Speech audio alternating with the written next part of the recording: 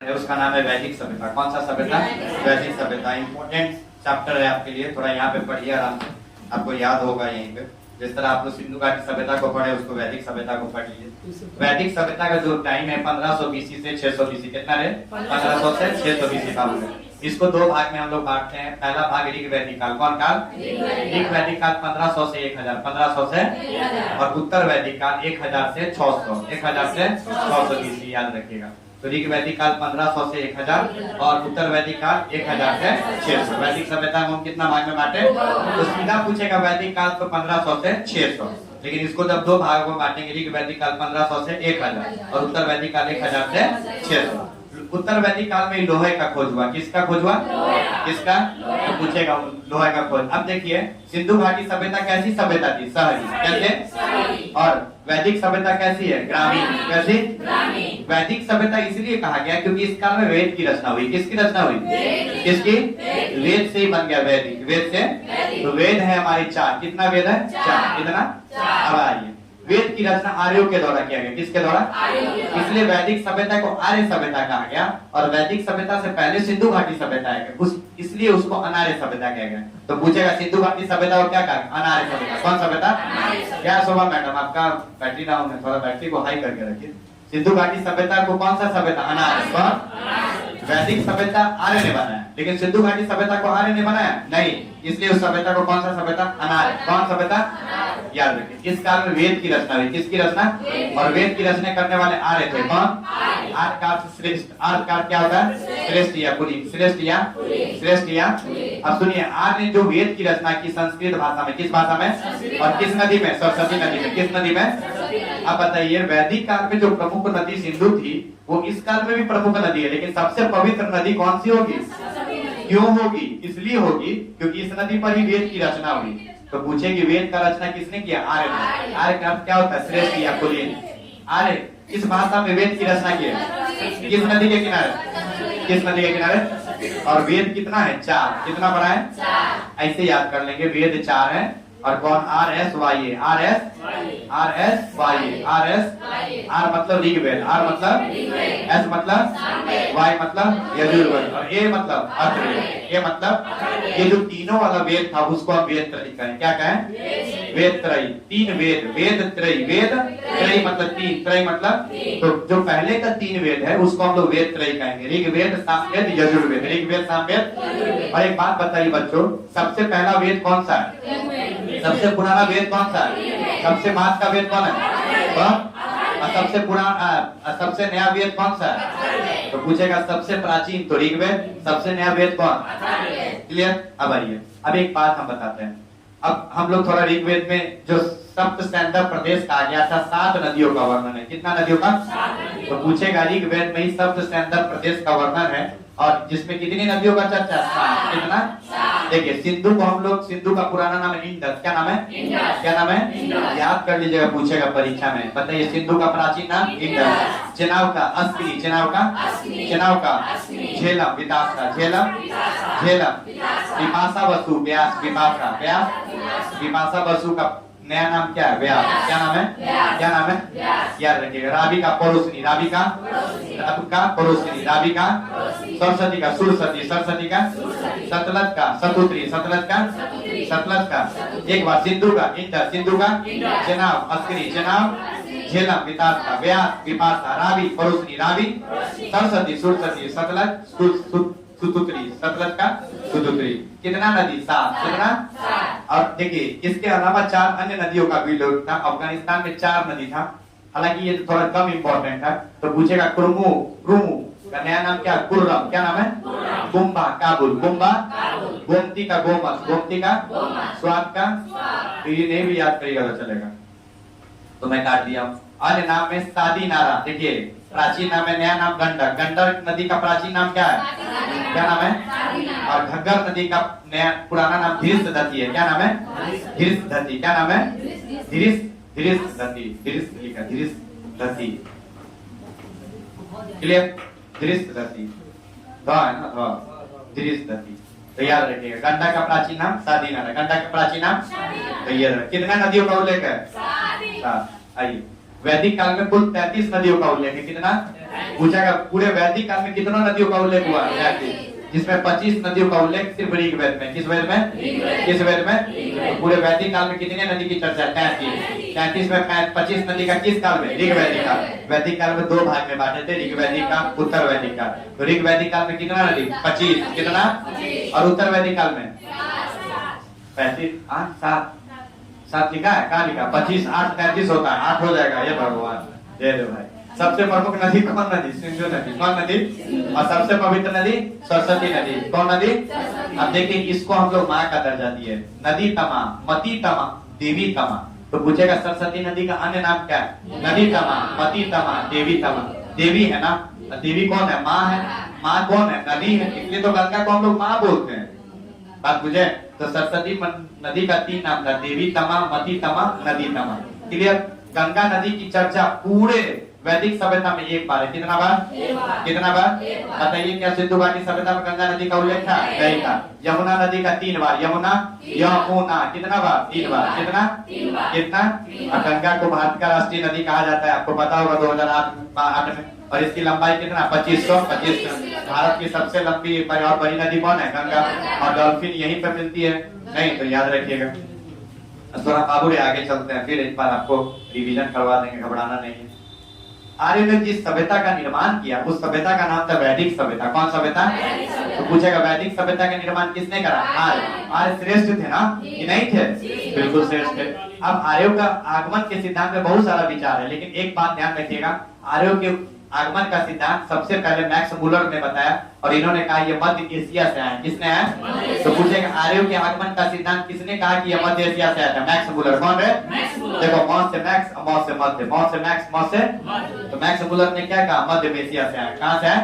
और आपको एक बात हम पढ़ाए होंगे कि बाल गंगाधर तिलक की एक पुस्तक थी, आर्कटिक थ्योरी। क्या नाम था? और इन्होंने कहा कि आर्य जो है आर्कटिक क्षेत्र से आए। किस क्षेत्र से? किस क्षेत्र से?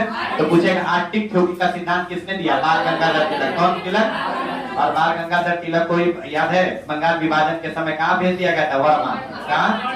याद है? 6 साल का जेल हुआ था, और इसी जेल में इन्होंने कौन सा सिद्धांत लिखा? पुस्तक गीता राज। कौन सा? गणेश महोत्सव कौन शुरू किया? 1893 में बाल गंगाधर तिलक। और 1895 शिवाजी महोत्सव। 1895 में याद है, स्वराज्य मेरा जन्म सदी अधिकार है। किसने कहा? होम रूल आंदोलन, बाल गंगाधर तिलक 1916 में। याद रखिएगा, कितना अच्छा बात है। तो बताइए, आर्यों के सिद्धांत में मैक्स मूलर ने क्या बोला? कहाँ से आया? बाल गंगाधर तिलक ने क्या कहा? आर्कटिक क्षेत्र से। किस क्षेत्र से? और एगो स्वामी दयानंद सरस्वती है, इन्होंने कहा कि ये लोग तिब्बत से आए। कहाँ से आए? कहाँ से? और याद होगा, स्वामी दयानंद सरस्वती 1875 में आर्य समाज की स्थापना की, बम्बई में। किस समाज की? कब स्थापना की? 1875 में। कहाँ किया? बम्बई में। याद होगा, इनकी पुस्तक है सत्यार्थ प्रकाश। क्या नाम है? और इस पुस्तक में इन्होंने पहली बार स्वराज शब्द का प्रयोग किया था। किस शब्द का? किस शब्द का? याद होगा। नहीं, वेदों की ओर लौट चलो का नारा किसने दिया? स्वामी दयानंद सरस्वती। आत्मा शुद्धिकरण का कौन बात बोला? स्वामी दयानंद। इन्हीं के गुरु का नाम बिरजानंद था। कौन था? अब आइए, उपनिषद की संख्या कितनी है? 108। कितना? पुराण कितना? 18। पुराण 18। वेदांत 6। वेदांत याद है, उपनिषद है गुरु के समीप बैठकर ज्ञान की प्राप्ति। गुरु के समीप बैठकर किसकी प्राप्ति? गुरु के समीप बैठकर ज्ञान की प्राप्ति उपनिषद है। वेदांत कितना है? 6। वेदांत कितना है? कितना? शिक्षा, कल्प, व्याकरण, ज्योतिष, निरुक्त, छंद। याद कर लीजिएगा, शिक्षा, कल्प, व्याकरण, ज्योतिष, निरुक्त, छंद। याद रखिएगा। और वेदांत की रचना किसके लिए? वेद की समझने के लिए। किसके?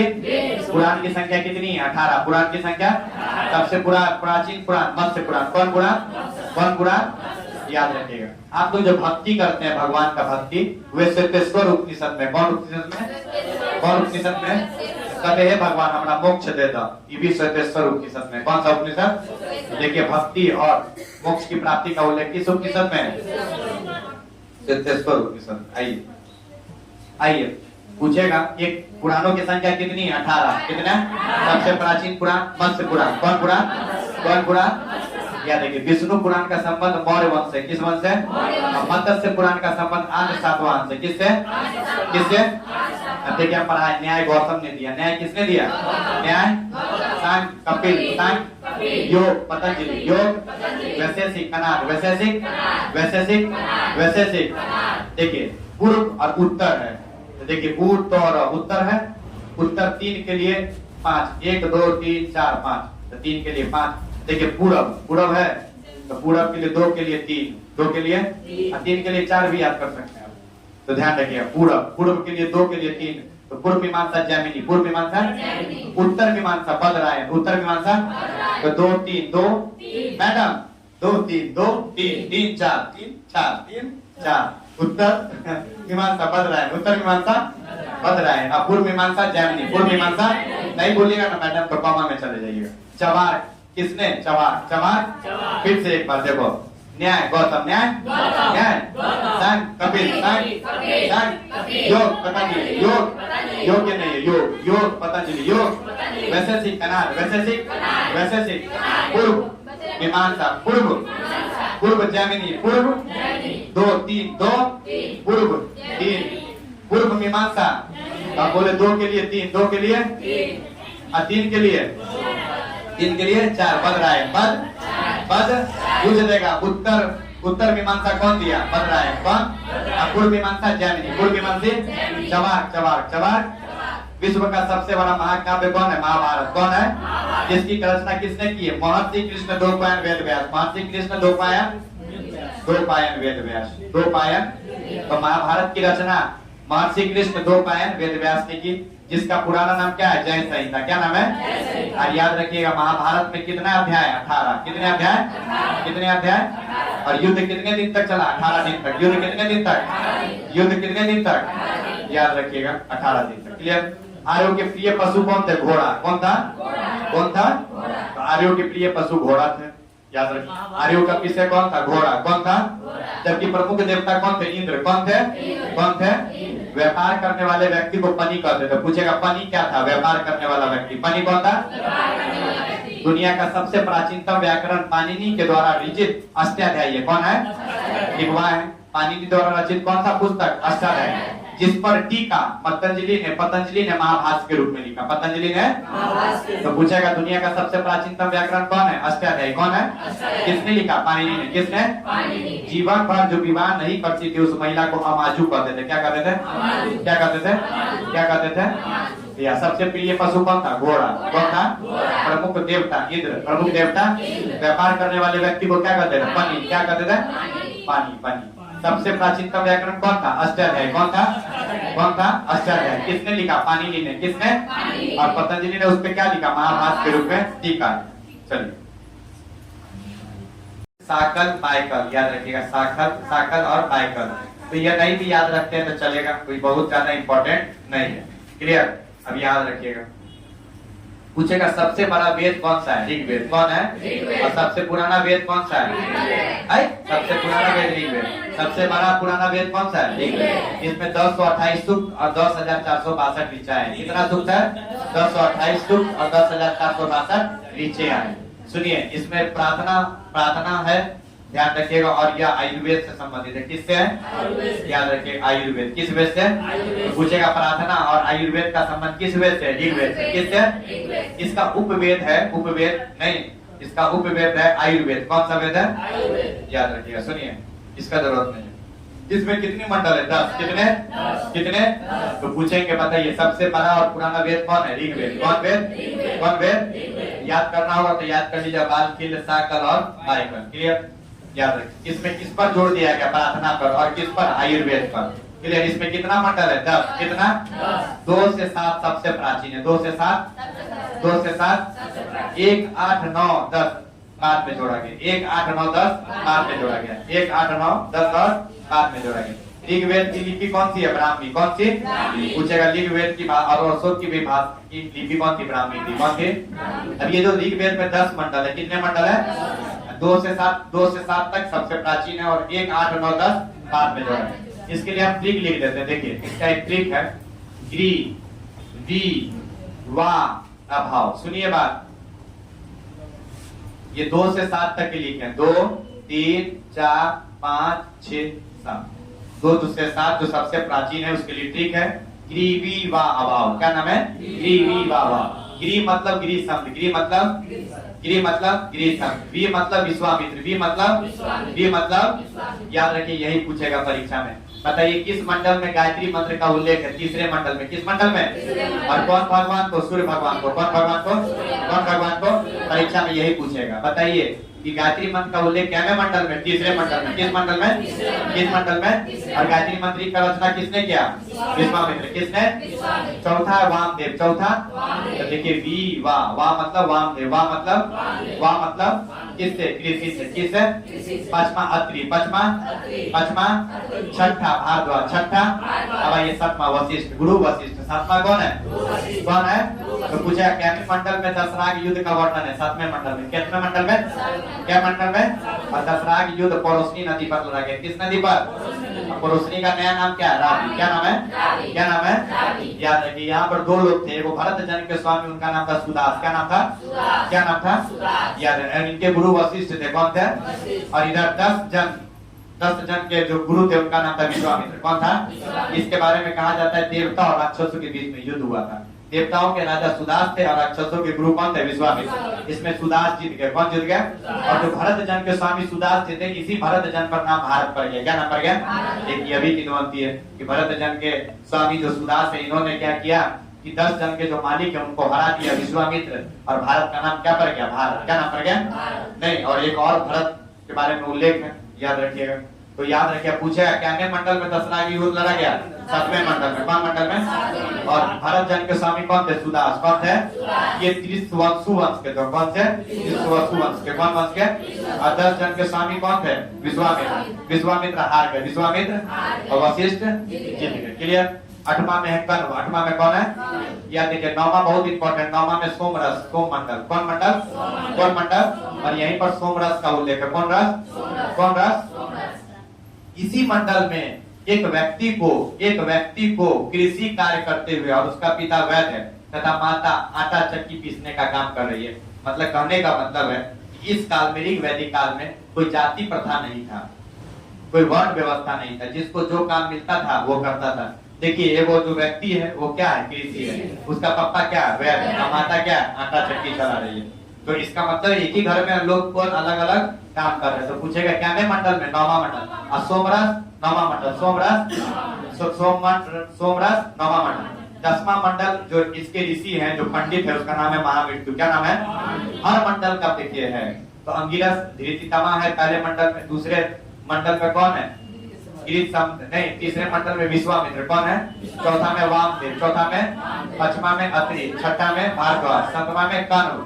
8वां में अंगिरा और प्रमान। अंगिरा और 9वां में कौन है? 9वां में अंगिरा और प्रमान। 10वां में महामृत्यु। 10वां में ये पंडित हैं, इनके पूजा करने वाले, इसके संरक्षक है। तो याद करना होगा, ठीक कर देंगे। 4 पुरुष सूक्त है। ब्राह्मण नहीं, ब्रह्मा जी के मुख से ब्राह्मण, ब्रह्मा जी के क्षत्रिय बाजू से, ब्रह्मा जी के बाजू से, ब्रह्मा जी के बाह से। क्लियर? वैश्य ब्रह्मा जी के जांघ से, और क्षुद्र ब्रह्मा जी के पैर से। तो पूछेगा 4 जो पुरुष सूक्त है, कितना पुरुष सूक्त है? 4। क्या में मंडल में? क्या में मंडल में? तो पूछेगा बताइए पुरुष सूक्त का वर्ण क्या में मंडल में? गायत्री मंत्र का मंत्र क्या में मंडल में? तीसरे। क्या में? दशराग युद्ध का वर्णन, दशराग युद्ध का। और 9वां मंडल में सोमरस। 9वां मंडल में? 9वां मंडल में। और एक बताइए, एक आदमी को किसान, उसका पिता वैद्य और उसकी माता आटा चक्की। क्या में मंडल? 9वां मंडल। तो अगर आप तीसरा, ठीक है, तीसरा, 7वां, 9वां और 10वां अगर पढ़ लेते हैं तो आपको छूटेगा नहीं। तो याद रखिएगा, तीसरा, 7वां, 9वां, 10वां। और ये 7, 2 से 7 सबसे प्राचीन, और 1, 8, 9, 10 बाद में जोड़ा गया। 1, 8, 9, 10 बाद में जोड़ा गया। तो इसमें कोई दिक्कत नहीं। चलते आगे। अब देखिए सामवेद की भी 3 शाखा है। कैथुन, जैमिनीय, रनाइनीय। कैथुन, जैमिनीय याद करना होगा तो करिएगा, नहीं तो छोड़ दीजिएगा। सामवेद की भी शाखा कितनी है? 3। ऋग्वेद की कितनी थी? 3। आइए, इसे ऋग्वेद का पूरक भी कहा जाता है। पूछेगा कि ऋग्वेद का पूरक किस वेद को? सामवेद को। किस वेद को? किस वेद को? और सामवेद किससे? संगीत से। किससे? किससे? याद रखिएगा। इसमें 75 को छंद को छोड़ दीजिएगा, तो जितने भी सारे छंद है वो सब किससे लिया गया? ऋग्वेद से। किससे? सामवेद में यदि 75 छंद को छोड़ देते हैं तो सारे छंद कहाँ से लिए गए? ऋग्वेद से। कहाँ? अब इनके जो ब्राह्मण थे उसका नाम था तांडे और जैमिनी। तांडे और इनके पुजारी थे उदगाता। कौन थे? कौन थे? विषय संगीत, विषय और उपवेद गंधर्व वेद। उपवेद गंधर्व वेद। कौन वेद? तो पूछेगा इसका उपवेद कौन था? ऋग्वेद का उपवेद कौन था? आयुर्वेद। कौन था? तो ऋग्वेद का आयुर्वेद। क्लियर? ठीक है, तो ध्यान रखिएगा, आयुर्वेद हो गया। अब देखिए, अब आइए तीसरा वेद पढ़ते हैं, उसका नाम है यजुर्वेद। तो सामवेद में सांगवेद किससे? संगीत से। किससे? सामवेद को किसका पूरा कहते हैं? ऋग्वेद का।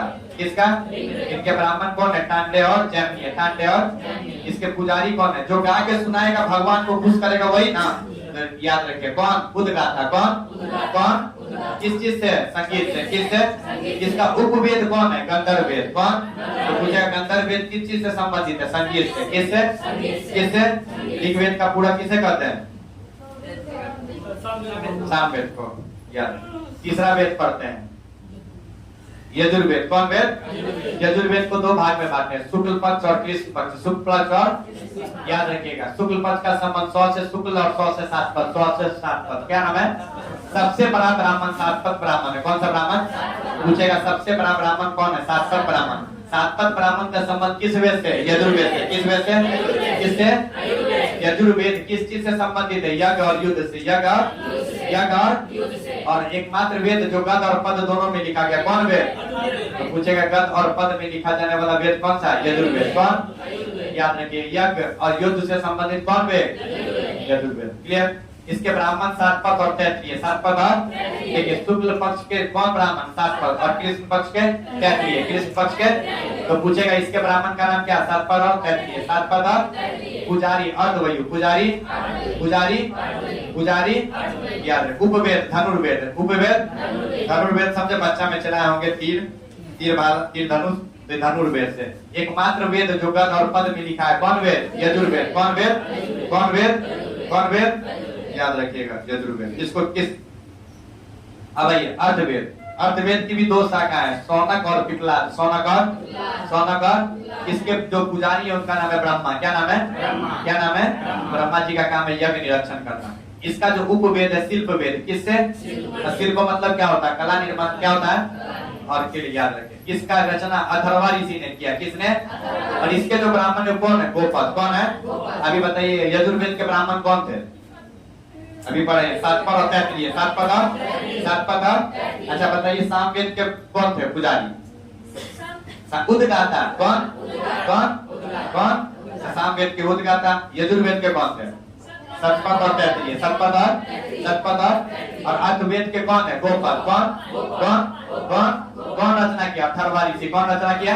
इसमें जादू टोना वशीकरण भूत प्रेत की बात की गई है। जादू टोना वशीकरण और भूत प्रेत। जादू टोना वशीकरण भूत प्रेत की रचना वर्णन किसमें है? अर्थवेद में। अथर्ववेद में। किस वेद में? सबसे बाद का वेद कौन है? सबसे बाद का वेद याद रखिएगा, बाद का वेद अर्थवेद। क्लियर? इस बात को चलते हैं आगे। अब कुछ बात है, इसमें राजों का उल्लेख है, मगध और अंग की चर्चा की गई है, याद कीजिएगा। ठीक है? अर्थवेद में सुनिए, अर्थवेद में सभा और समिति को प्रजापति की 2 पुत्रियां कहा गया है। पूछेगा किस वेद में सभा और समिति को प्रजापति की 2 पुत्री कही गई है? अर्थवेद में। किसमें? तो ध्यान रखिएगा, सभा और समिति को प्रजापति की 2 पुत्री किस वेद में कहा गया है? अर्थवेद में। किस वेद में? गोत्र शब्द का उल्लेख किस वेद में? अर्थवेद में। किस वेद में? ऋग्वेद आर्य के प्रकृति की उपासना करते थे। किसकी? और बताइए, सिंधु घाटी सभ्यता में किसकी उपासना की जाती थी? मातृ देवी। किसकी? उत्तर वैदिक काल में धार्मिक कार्य में कर्मकांड आ गया था। उत्तर वैदिक काल में विभाजन का मुख्य आधार वर्ण व्यवस्था था। कौन व्यवस्था? अब देखिए यहाँ पर वर्ण व्यवस्था का जन्म हो जाएगा। जो जिस कुल में जन्म लेगा वही काम करेगा। ब्राह्मण में जन्म लेगा तो मंत्र पढ़ेगा नहीं, अगर क्षत्रिय में जन्म लेगा तो तीर भाला चलाएगा नहीं, यदि वैश्य में जन्म लेगा तो व्यापार करेगा, और शूद्र में जब जन्म लेगा तो तीनों की क्या करेगा? सेवा करेगा। तो ध्यान रखिएगा। क्लियर? मना का अर्थ होता है धन। मना का क्या अर्थ होता है? याद रखिए। मंदिरों का निर्माण का प्रारंभ गुप्त काल में हुआ। किस काल में? लेकिन पूजा का प्रमाण किस काल में मिलता है? सिंधु घाटी सभ्यता में। किस घाटी में? याद रखिए, सिंधु घाटी सभ्यता वैदिक सभ्यता में समानता मूर्ति पूजा को लेकर। किस पूजा को लेकर? अब देखिए, महाभारत का युद्ध कितना दिन तक चला था? 18 दिन। कितने अध्याय हैं? Very good. महाभारत का निर्माण उत्तर वैदिक काल में शुरू हुआ, जबकि अंतिम संकलन गुप्त काल में हुआ। किस काल में? तो कुछ सोचेगा, शुरू कब हुआ? उत्तर वैदिक काल में। किस वैदिक काल? लोहा का खोज किस काल में हुआ? उत्तर वैदिक काल का समय कितना है? 1000 से 600 BC। 1000 से, वेरी गुड। 17 प्रकार के जल से राज्याभिषेक होता था, राज्याभिषेक किया जाता था। ब्राह्मण, सबसे प्राचीन और सबसे बड़ा ब्राह्मण कौन है? सतपथ ब्राह्मण। कौन ब्राह्मण? कौन ब्राह्मण? इसी में पत्नी को अर्धांगिनी कहा गया, पत्नी को, और पुनर्जन्म की बात कही गई। सब उड़ा दीजिए। क्लियर? तो पूछेगा सबसे बड़ा ब्राह्मण कौन है? कौन वेद से? यजुर्वेद से। कौन वेद से? कौन वेद से? और इसमें एक और ब्राह्मण था, उसका नाम क्या था? तैत्तिरीय। क्या नाम था? पत्नी को अर्धांगिनी किस वेद में कहा गया? सतपथ ब्राह्मण। किस वेद में? किस ब्राह्मण में? 10 के नीचे का सब काट दीजिएगा। उपनिषदों की संख्या कितनी है? 108। कितना? पुराण की संख्या कितना है? 18। पुराण की संख्या? सबसे प्राचीन पुराण मत्स्य पुराण। कौन पुराण? कौन पुराण? अच्छा बताइए, वायु पुराण का संबंध किस पुराण से था? विष्णु पुराण। विष्णु पुराण का संबंध किससे था? मौर्य वंश से ना। विष्णु पुराण का संबंध किस वंश से? मौर्य वंश से। मत्स्य पुराण का? मत्स्य मतलब मछली। मछली कहाँ से मिलता है? अंश सातवाहन। याद आया? अंश सातवाहन। मछली सबसे ज्यादा अंदर से आता है। आइए, अब आइए मुंडकोपनिषद में। ठीक है, एक बात बताइए, सत्यमेव जयते का वर्णन कहाँ है? सत्यमेव जयते, सत्यमेव जयते का वर्णन मुंडकोपनिषद में। किसमें है? मुंडकोपनिषद में। याद रखिए, मुंडकोपनिषद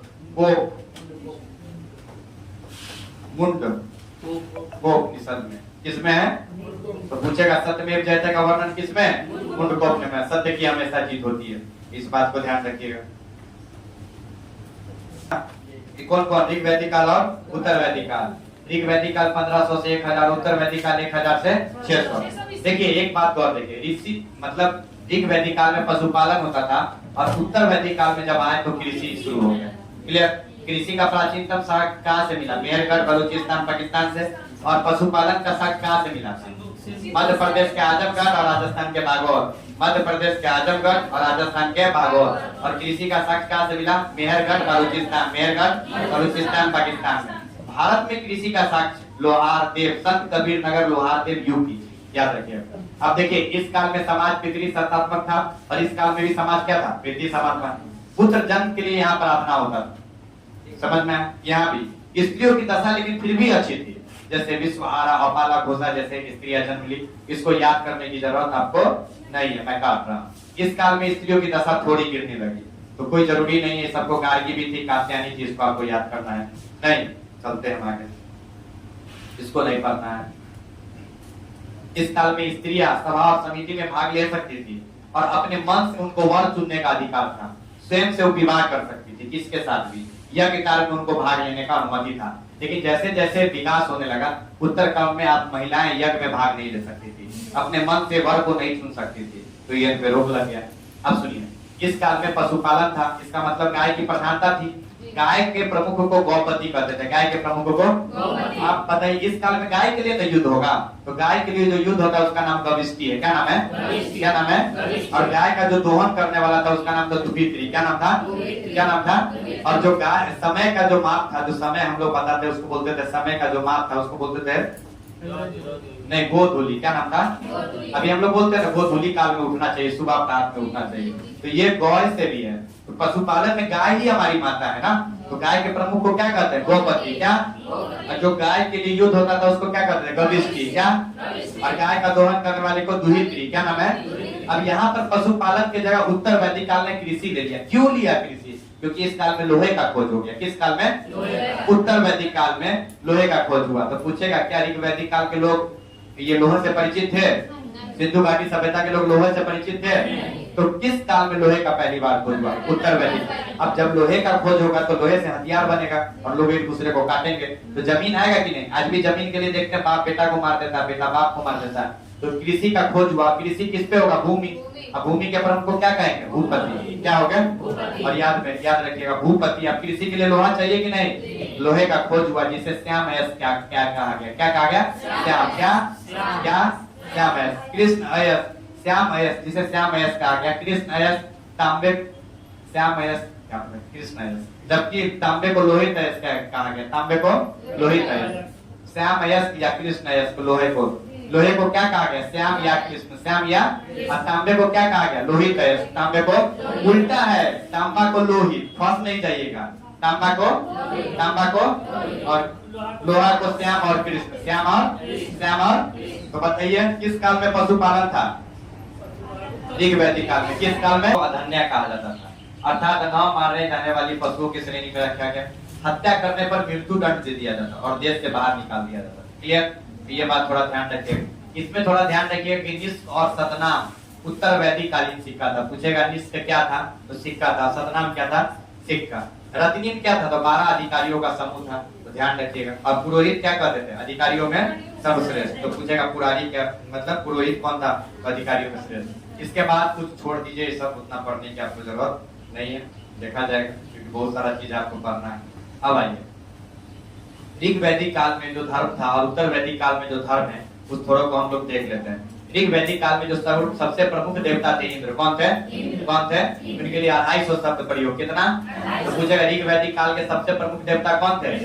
इन्हें पुरंदर अर्थात किलों को तोड़ने वाला कहा गया।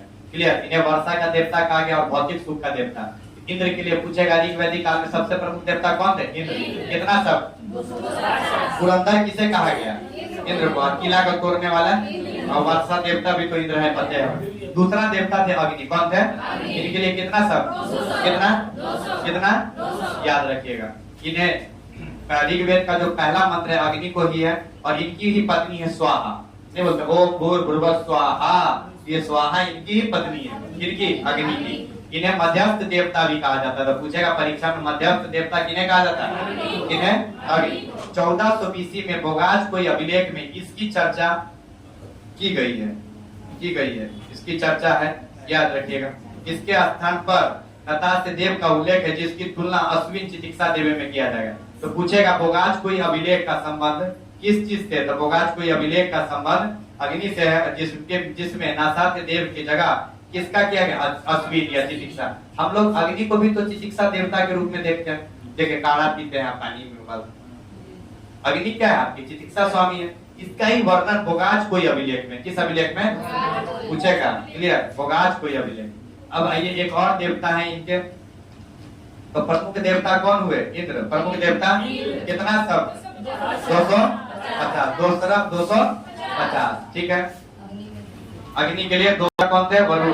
और इन्होंने किन्हें कहा गया? पानी का देवता। किसका देवता? पानी का देवता। थोड़ा ध्यान रखिएगा। अब आइए पूछेगा कि बताइए उत्तर वैदिक काल में प्रमुख देवता कौन हो गए? विष्णु। प्रजापति कौन?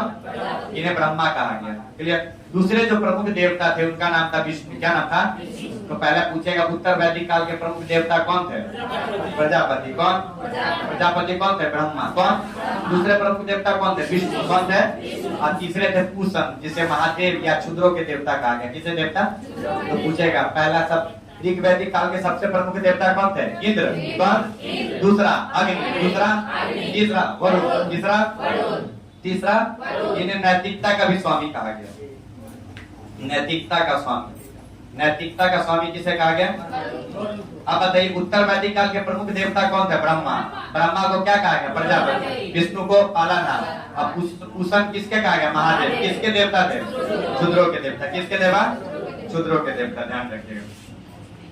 समुद्र के देवता कौन है? अच्छा एक और चीज और पूछेगा बच्चों, ध्यान रखिएगा। जिंद अवस्था का संबंध ईरानी ग्रंथ है। कौन सा है? पूछेगा जिंद अवस्था कौन सा ग्रंथ है? जिंद अवस्था किसका ग्रंथ है? ईरानी ग्रंथ है। नहीं, याद रखिएगा। अब आइए अश्विन को चिकित्सा देवता क्या गया? अश्विन को मरुत है। ये मरुत को आंधी के देवता। मरुत को तो बताइए ऋग वैदिक काल के प्रमुख देवता कौन है? इंद्र। कौन? इंद्र के लिए कितना शब्द? 250। कितना? अग्नि के लिए कितना? 200।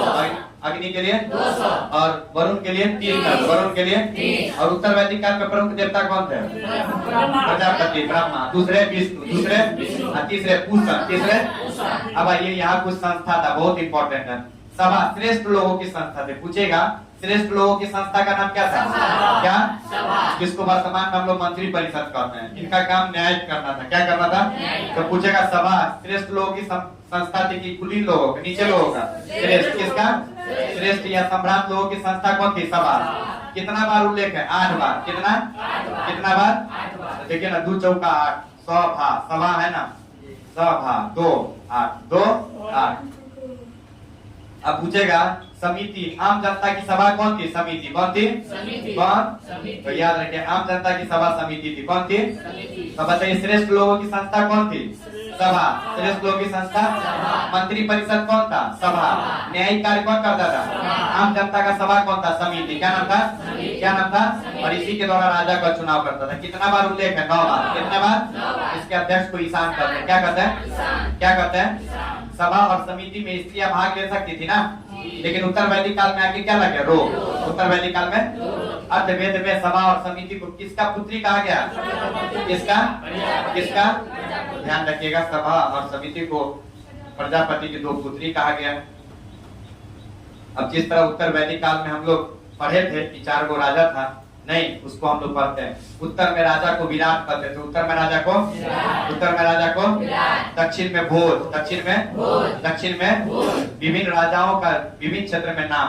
उत्तर में अपना विराट कोहली, उत्तर में विराट कोहली, दक्षिण में भोज खाने गए। उत्तर में विराट, दक्षिण में भोज खाया। अब पूरब में सम्राट, अब पश्चिम में एकराट, सौराट। पश्चिम में मध्य क्षेत्र में राजा कहते थे। मध्य क्षेत्र में देखिए विराट भोज, विराट सम्राट, सम्राट। तो इस तरह हमारा वैदिक काल पूरा समाप्त हुआ। अब इसको हम लोग एक बार ओवरव्यू